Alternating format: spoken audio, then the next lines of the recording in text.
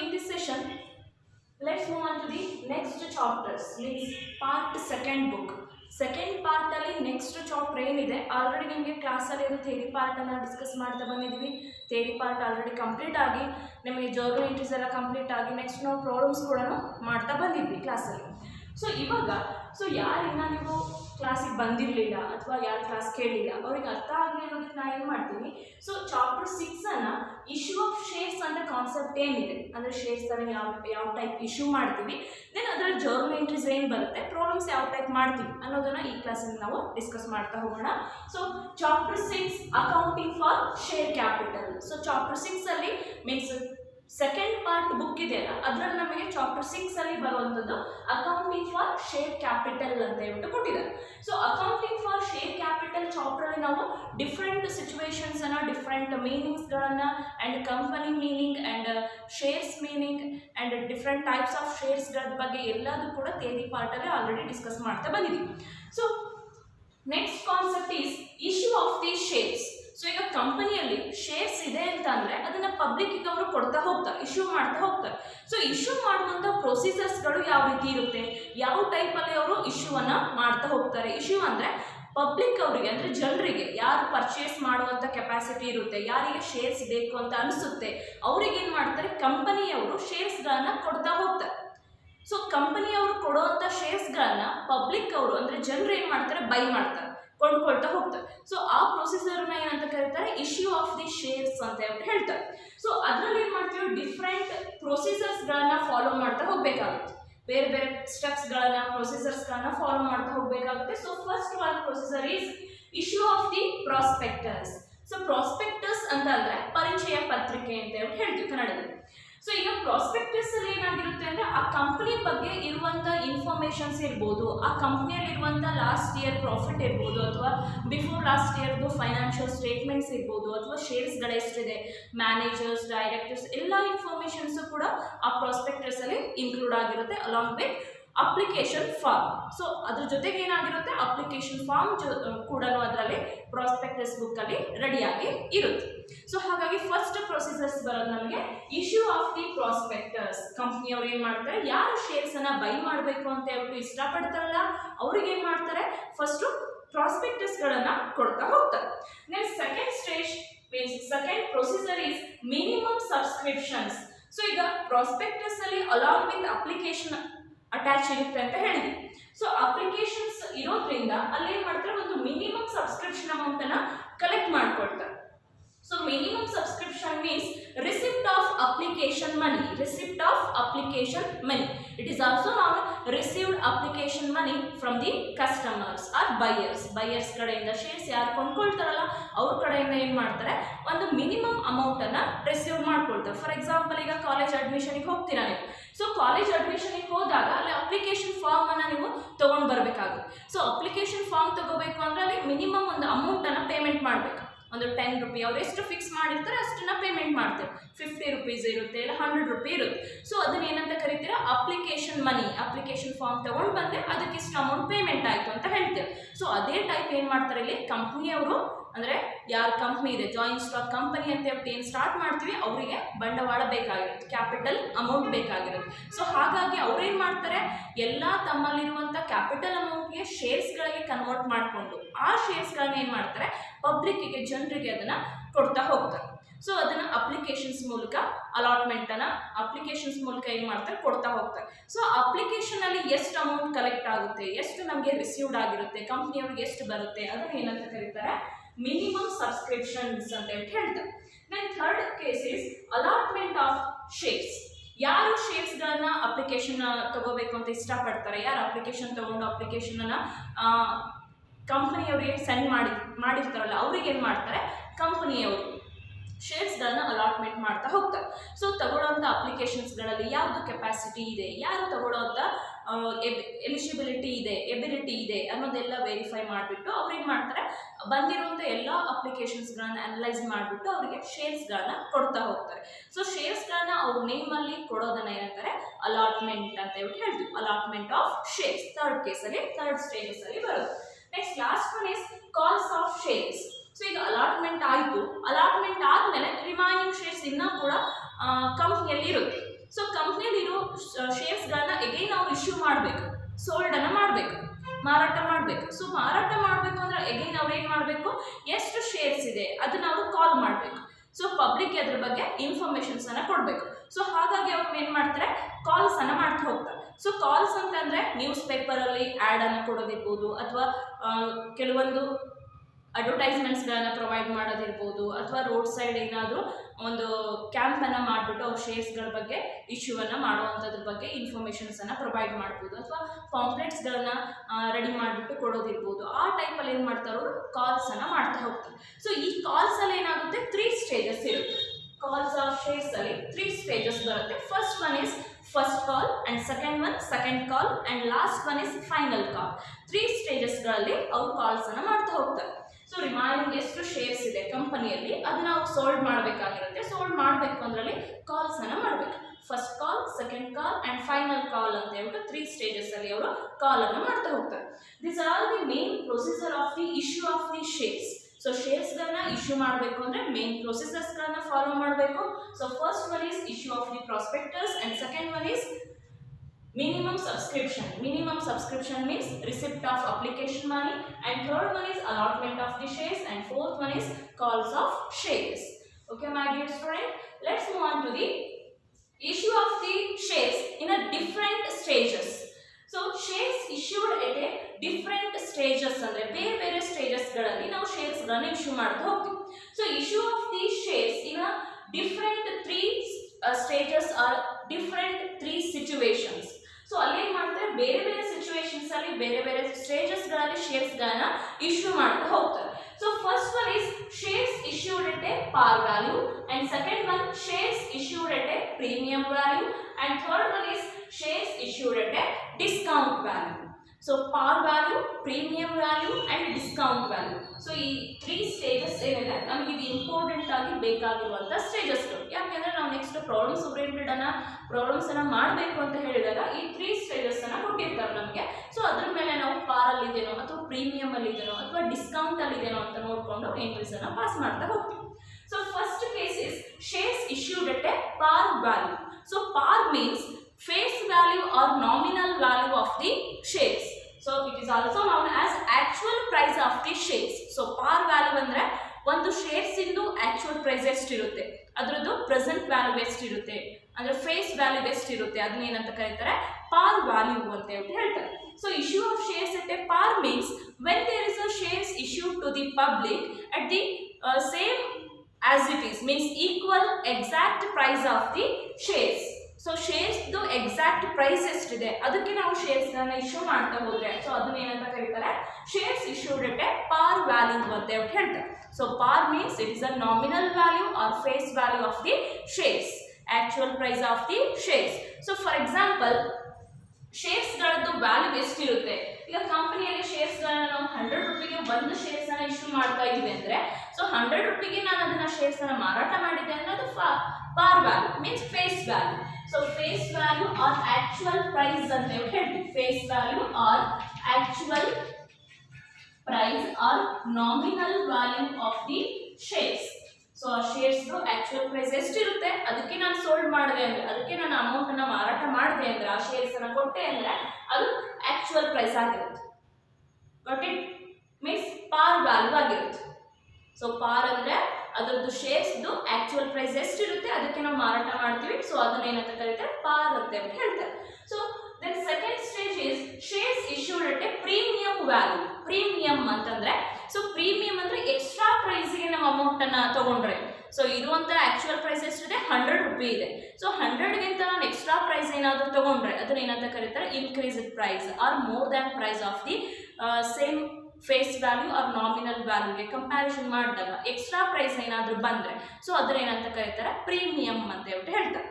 So shares issued at a premium value means are shares issued more than the actual price of the shares, more than the actual price of the shares.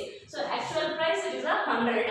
So more than the actual price of the shares means, for example, 110 rupee. 110 rupee.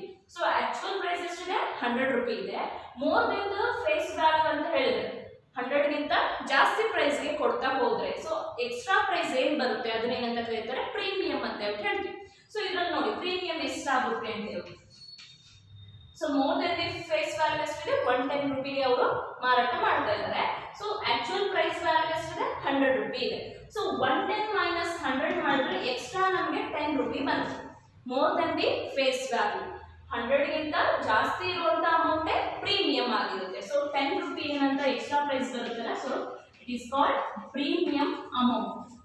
Extra price ಏನು 100 ಇದೆಯಲ್ಲ ಅದು premium amount ಆಗಿರುತ್ತೆ. Then third stage is shares issued at a discount value. So ಈಗ premium ಅನ್ನ ನೋಡಿದ್ವಿ. First ಪಾರ್ ಅಂತ ನೋಡಿದ್ವಿ. ಪಾರ್ ಅಂದ್ರೆ ಆಕ್ಚುಯಲ್ ಪ್ರೈಸ್. ಪ್ರೀಮಿಯಂ ಅಂದ್ರೆ ಜಾಸ್ತಿ ಆಗಿರುವಂತ ಅಮೌಂಟ್, ಎಕ್ಸ್ಟ್ರಾ ಪ್ರೈಸ್ಗೆ ನಾವು ಸೋಲ್ಡ್ ಮಾಡ್ತೀವಿ. ಸೊ ಅದನ್ನ ಏನಂತ ಕರೀತಾರೆ ಪ್ರೀಮಿಯಂ ಅಂತ ಹೇಳ್ತೀವಿ. ಸೊ ಡಿಸ್ಕೌಂಟ್ ಅಂತ ಅಂದ್ರೆ ಆಲ್ರೆಡಿ ನಿಮ್ಗೆ ಗೊತ್ತಿರಬಹುದು. ಡಿಸ್ಕೌಂಟ್ ಅಂದ್ರೆ ಕಡಿಮೆ ಪ್ರೈಸ್ಗೆ, ರೆಡ್ಯೂಸ್ ಪ್ರೈಸ್ಗೆ ಮಾರಾಟ ಮಾಡಿದ್ರೆ ಅದನ್ನ ಏನಂತ ಹೇಳ್ತೀವಿ ಡಿಸ್ಕೌಂಟ್ ಅಂತ ಹೇಳ್ತೀವಿ. So discount means shares issued at a discount value. It means shares issued less than the price value of the nominal value compared to the face value. Less than the issue of the shares in a discount price or nominal price ಗಿಂತ ಕಡಿಮೆ amount ಗೆ ನಾವು ಏನಾದರೂ ಕೊಡ್ತಾ ಹೋದ್ರೆ ಅದನ್ನ ಏನಂತ ಕರೀತಾರೆ ಡಿಸ್ಕೌಂಟ್ ಅಂತ ಹೇಳ್ತಾರೆ. So shares issued a price less than the actual price, less than the actual price R nominal price. Nominal ಪ್ರೈಸ್ಗಿಂತ ಅದು ಕಡಿಮೆ ಇದ್ದರೆ ಆ ಡಿಫ್ರೆನ್ಸ್ ವ್ಯಾಲ್ಯೂವನ್ನು ಏನಂತ ಕರಿತೀವಿ ಡಿಸ್ಕೌಂಟ್ ಪ್ರೈಸ್ ಅಂತ ಹೇಳ್ತೀವಿ. ನೋಡಿ, issue of shares at a discount ಇದು for example 90 rupees discount stage ಇದೆ. 90 ರೂಪೀಸ್ಗೆ ಒಂದು ಶೇರ್ಸನ್ನು ಇಶ್ಯೂ ಮಾಡ್ತಾ ಇದ್ದಾರೆ. ಸೊ ಆಕ್ಚುಯಲ್ ಪ್ರೈಸ್ ಎಷ್ಟಿದೆ 100 ರೂಪಿ ಇದೆ. ಸೊ ಡಿಸ್ಕೌಂಟ್ ಶೇರಲ್ಲಿ ಇಶ್ಯೂ ಮಾಡಿರುವಂಥ ಪ್ರೈಸ್ ಎಷ್ಟಿದೆ 90 ರೂಪೀಸ್ ಇದೆ. ಸೊ ಹಾಗಾಗಿ 100 ಆಕ್ಚುಯಲ್ ಪ್ರೈಸಲ್ಲಿ ಡಿಸ್ಕೌಂಟಲ್ಲಿ ಇಶ್ಯೂ ಮಾಡ್ತಾ ಇರುವಂಥದ್ದು ಎಷ್ಟಿದೆ 90 ರೂಪೀಸ್ ಇದೆ.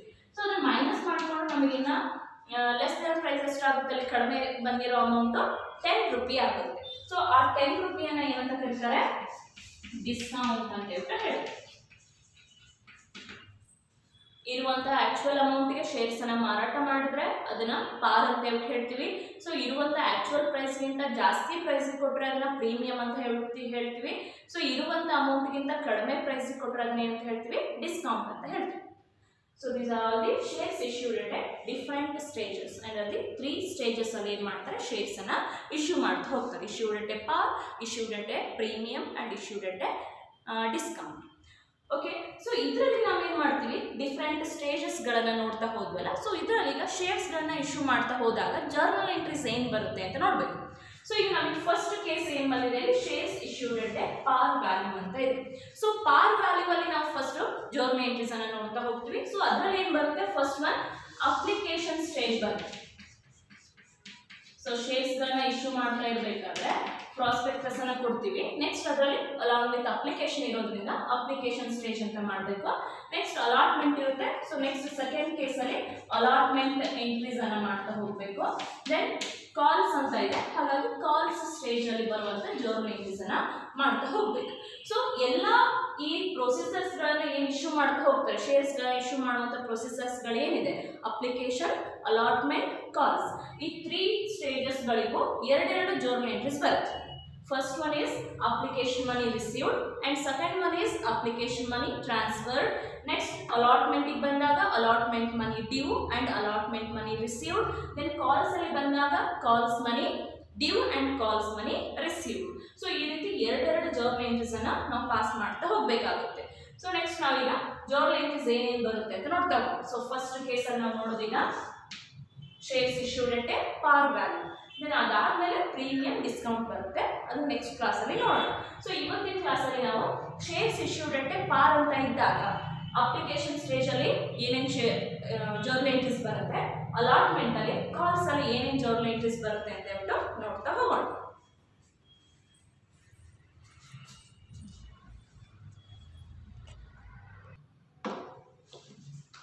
Okay, first stage shares issued at a par. So shares issued at a par ಅಂತ ಹೇಳಿದಾಗ ಸೊ ಅದರಲ್ಲಿ journal entries application, allotment, calls, so ಈ ಜರ್ನಲ್ ಎಂಟ್ರೀಸ್ ಅನ್ನ ಮೇಂಟೈನ್ ಮಾಡಬೇಕಾಗುತ್ತೆ ನಾವು.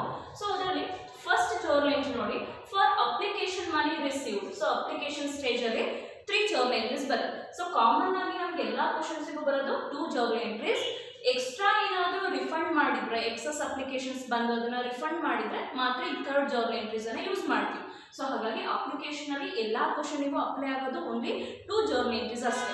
ಸೊ ಇನ್ ಕೇಸ್ ಕ್ವಶನ್ ಅಲ್ಲಿ ಏನಾದರೂ ರಿಫಂಡೆಡ್ ಆರ್ ರಿಜೆಕ್ಟೆಡ್ ಅಂತ ಕೊಟ್ಟಿದ್ರೆ ಮಾತ್ರ ಏನ್ ಮಾಡಬೇಕು, ಈ ಥರ್ಡ್ ಜರ್ನಲ್ ಎಂಟ್ರೀಸ್ ಅನ್ನ ಯೂಸ್ ಮಾಡಬೇಕು. ಸೊ ಈಗ ಅಪ್ಲಿಕೇಶನ್ ಸ್ಟೇಜಸ್ಗೆ ಏನೇನು ಜರ್ನಲ್ ಎಂಟ್ರೀಸ್ ಬರುತ್ತೆ ಅನ್ನೋದನ್ನ ನೋಡ್ತಾ ಹೋಗೋಣ.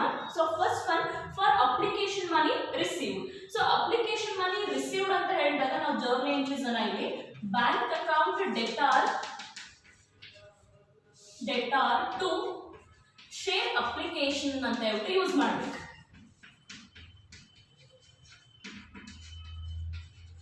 Bank account debtor to share application account. So ಈಗ ಬ್ಯಾಂಕ್ ಅಕೌಂಟ್ ಏನಕ್ಕೆ ನಾವು ಡೆಬಿಟ್ ಮಾಡ್ತೀವಿ, ಸೊ ಬ್ಯಾಂಕ್ ಅಕೌಂಟ್ ಏನಕ್ಕೆ ನಾವು ಡೆಬಿಟ್ ಮಾಡ್ತೀವಿ ಅಂದರೆ ಬ್ಯಾಂಕ್ ಅಕೌಂಟ್ ಯಾವ ಅಕೌಂಟ್ ಅಂಡರಲ್ಲಿ ಬರುತ್ತೆ ಅಂತ ನೋಡಬೇಕು. ಸೊ ಈಗ ಕಂಪನಿಯವರು ಪಬ್ಲಿಕ್ಕಿಂದ ಅಮೌಂಟನ್ನು ರಿಸೀವ್ ಮಾಡ್ಕೊಳ್ತಾ ಇದ್ದಾರೆ. ಸೊ ರಿಸೀವ್ ಮಾಡ್ಕೊಳ್ತಾ ಇರೋದ್ರಿಂದ ಡೈರೆಕ್ಟಾಗಿ ಅವ್ರು ಏನು ಮಾಡ್ತಾರೆ, ಬ್ಯಾಂಕಲ್ಲಿ ಅಮೌಂಟನ್ನು ಡೆಪಾಸಿಟ್ ಮಾಡ್ತಾ ಇದ್ದಾರೆ.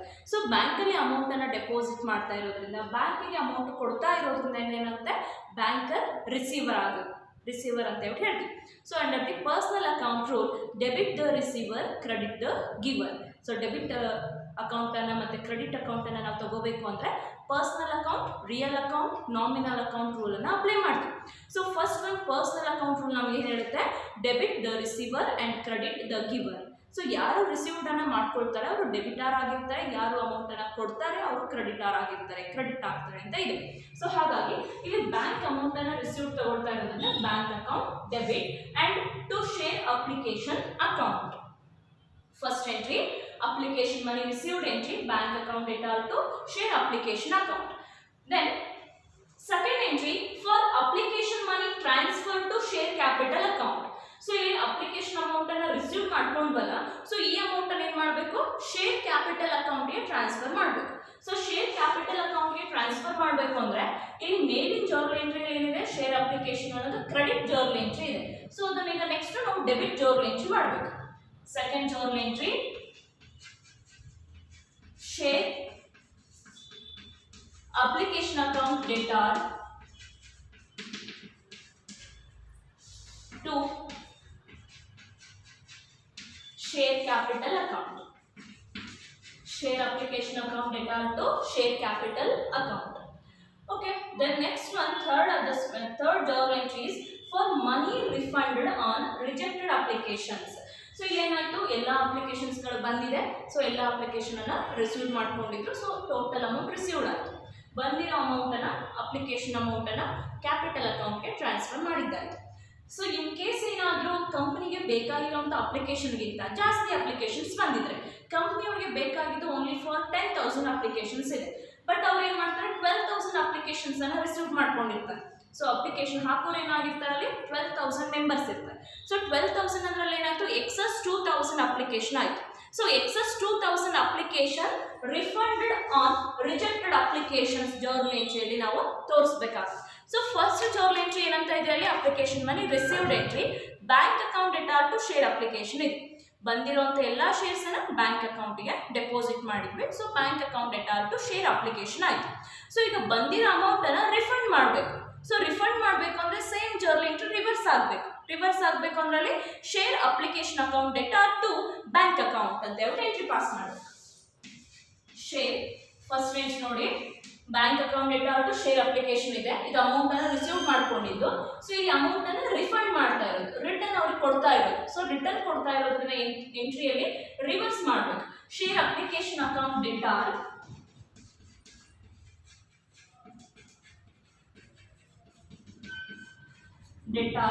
To bank account, share application account data to bank account. Okay, ಈ 3 ಜರ್ನಲ್ ಎಂಟ್ರೀಸ್ ಏನಿದೆ ಅಲ್ಲ, ಫಸ್ಟ್ ಸ್ಟೇಜಲ್ಲಿ ಬರುತ್ತೆ, ಮೀನ್ಸ್ ಅಪ್ಲಿಕೇಶನ್ ಮನಿಯಲ್ಲಿ ಬರುವಂಥ journal entries.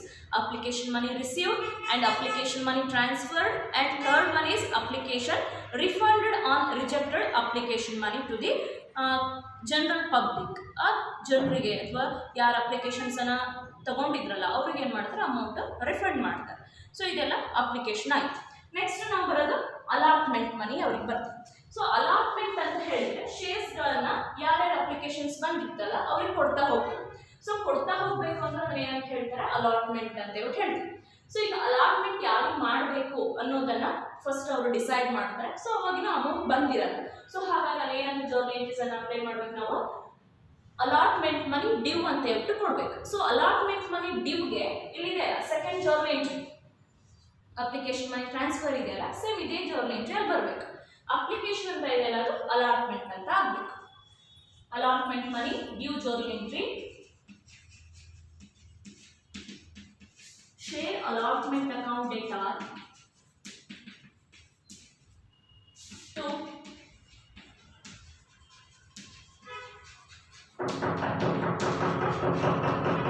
share capital account.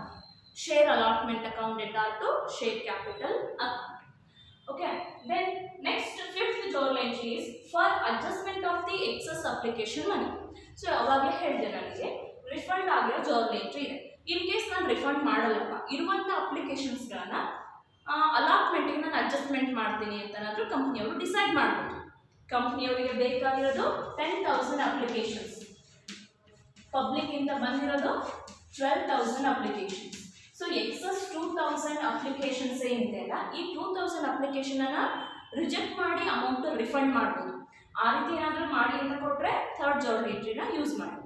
In case ಅಲ್ಲೇನು ಮಾಡ್ತಾರೆ, ರಿಫಂಡ್ ಮಾಡಲ್ಲ, ಅಲಾಟ್ಮೆಂಟ್ಗೆ ನಾನು ಅಡ್ಜಸ್ಟ್ಮೆಂಟ್ ಮಾಡ್ತೀನಿ ಅಂತ ಹೇಳ್ಬೋದು. ಸೊ ಅಲಾಟ್ಮೆಂಟ್ ಅಕೌಂಟ್ಗೆ ಅಡ್ಜಸ್ಟ್ಮೆಂಟ್ ಮಾಡ್ತೀನಿ ಅಂದರೆ ಫಿಫ್ತ್ ಜರ್ನಲ್ ಎಂಟ್ರಿ ಏನಾಗುತ್ತೆ, for adjustment of the application money along with allotment account. Allotment account ಜೊತೆ ಏನಾಗಬೇಕದು ಅಪ್ಲಿಕೇಶನ್ ಮನಿ ಅಡ್ಜಸ್ಟ್ಮೆಂಟ್ ಆಗಬೇಕು. ಸೊ ಅಲ್ಲಿ ಜರ್ನಲ್ ಎಂಟ್ರಿ ನಮಗೆ share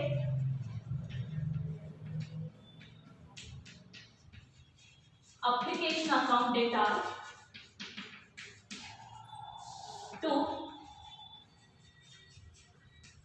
share allotment account. Share application account data to share allotment account ಅಂತ ಕೊಡಬೇಕು. Next is for allotment money received. So received ಅಂತ ಹೇಳಿದಾಗ ಅದು bank account ಅಲ್ಲೇ ಇರಬೇಕು. ಸೊ ಅಪ್ಲಿಕೇಶನ್ ಮನಿ ರಿಸೀವ್ಡ್ ಮಾಡ್ಕೊಳ್ಬಲ್ಲ, ಸೇಮ್ ಅದೇ ಟೈಪ್ ಅಲಾಟ್ಮೆಂಟ್ ಮನಿ ರಿಸೀವ್ಡ್ ಆಗ್ತಾ ಇದೆ. So allotment money received entry bank account data to share allotment account. So first journal entry ಇದೆಯಲ್ಲ same as it is same ಇರುತ್ತೆ. So ಅಲ್ಲಿ share application ಅಂತ use ಮಾಡ್ತೀವಿ. So ಇದರಲ್ಲಿ share allotment ಅಂತ use ಮಾಡ್ತೀವಿ. Bank account data to share allotment account. So ಅಲ್ಲಿ application complete ಆಯಿತು, ಅಲಾಟ್ಮೆಂಟ್ ಕಂಪ್ಲೀಟ್ ಆಯಿತು. ನೆಕ್ಸ್ಟ್ ನಮಗೆ ಕಾಲ್ಸ್ ಜರ್ನಲ್ ಎಂಟ್ರಿ ಬೇಕು. ಸೊ ಕಾಲ್ಸ್ ಜರ್ನಲ್ ಎಂಟ್ರೀಸ್ ಅಲ್ಲಿ 2 ಜರ್ನಲ್ ಎಂಟ್ರೀಸ್ ಅನ್ನು ಯೂಸ್ ಮಾಡ್ತೀವಿ, calls money due and calls money received. So then last 2 journal entries calls money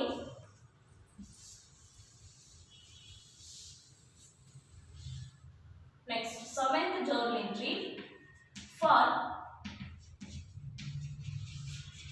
calls money due. So due ಅಂತ ಹೇಳ್ಬಿಟ್ಟು ತಗೊಂಡಿ already allotment money due ಇದೆ. So ಅದೇ journal entry ಬರಬೇಕು. Share calls account data to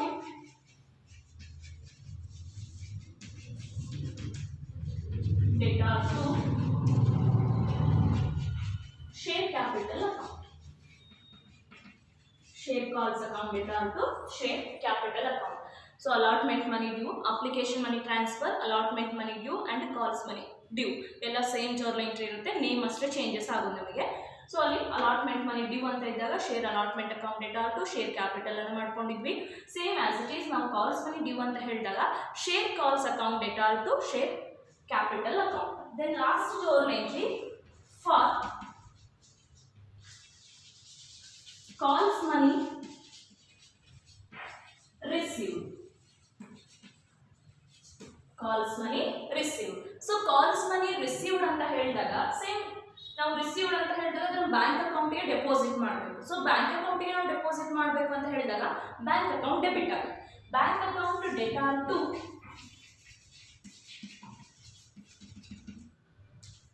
bank account data to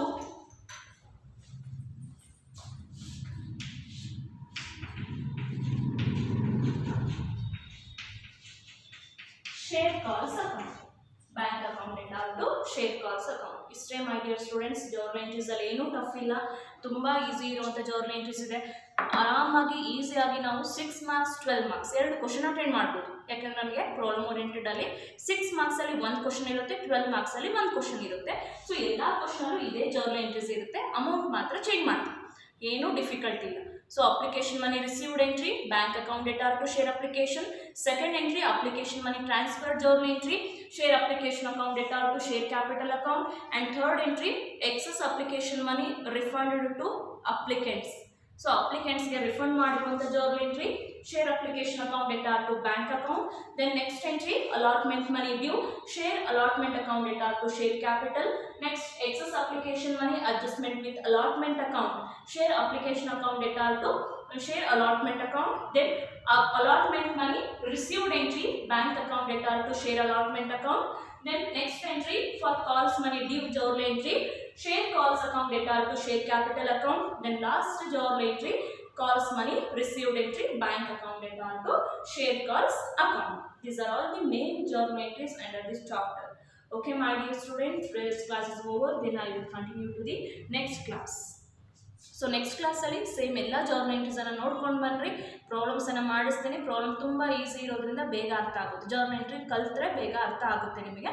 ಹಾಗೆಲ್ಲ journal ಎಂಟ್ರೀಸನ್ನು ನೋಡ್ಕೊಂಡು ಬರ್ರಿ. Next ಕ್ಲಾಸಲ್ಲಿ ಪ್ರಾಬ್ಲಮ್ಸನ್ನು ಮಾಡಿಸ್ತಾ ಹೋಗ್ತೀನಿ. 6 ಮಾರ್ಕ್ಸ್ 12 ಮಾರ್ಕ್ಸ್ 2 ಕ್ವಶನ್ಸು ಬರುತ್ತೆ ನಿಮಗೆ. Okay, thank you.